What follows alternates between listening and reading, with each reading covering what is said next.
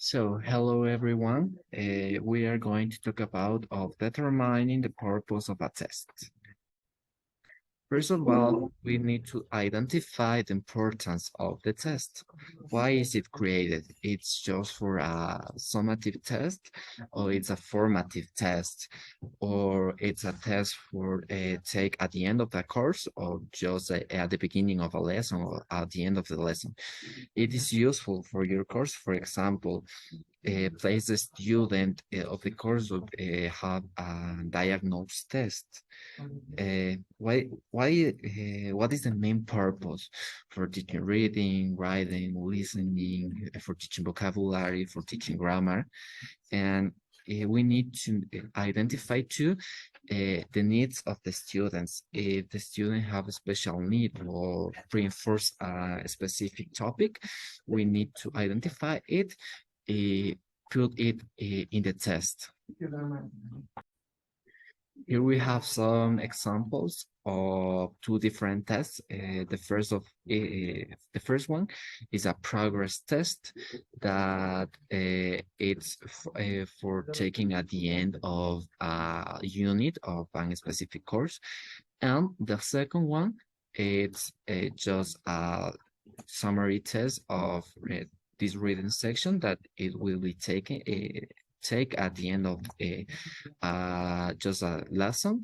And this is the difference because at the first one it's for evaluate the knowledge of the whole unit, and the second one is just for reinforce the topic of the day.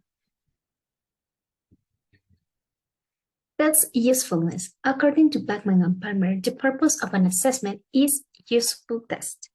To help us, you can use the following question like a checklist. First, we have, do I need to administrate a test at this point of my course? If so, what purpose will it serve the students or me? This question is about time and purpose. For example, the test will be applied at the beginning. Probably the purpose will be diagnostic, but at the end, is determined the knowledge acquired during the course. What is this significance relative to my course? And how important it is compared to other students' performance? The test must be connected to what we review in the class, in addition to the selection of the ability that we are going to test. For example, listening, speaking, reading, writing, vocabulary, or grammar. To continue, do I genuinely want students to be received or a beneficial watchback?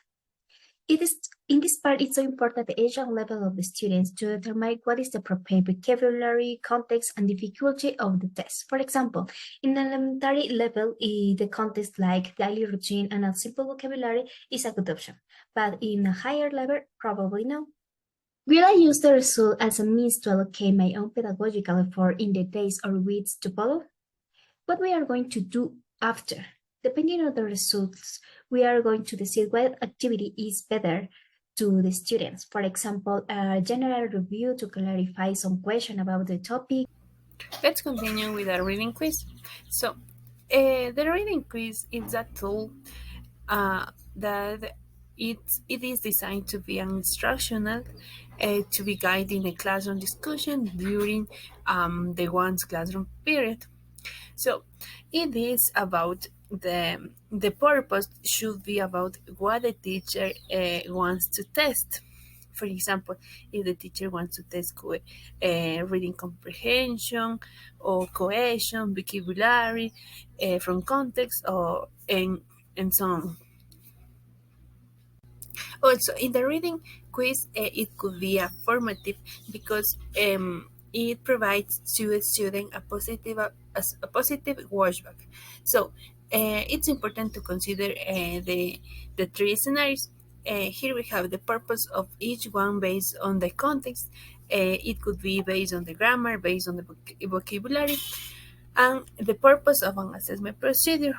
It is about how many questions and how questions, how how type of questions the teacher wants to assess, and design the test of a specification.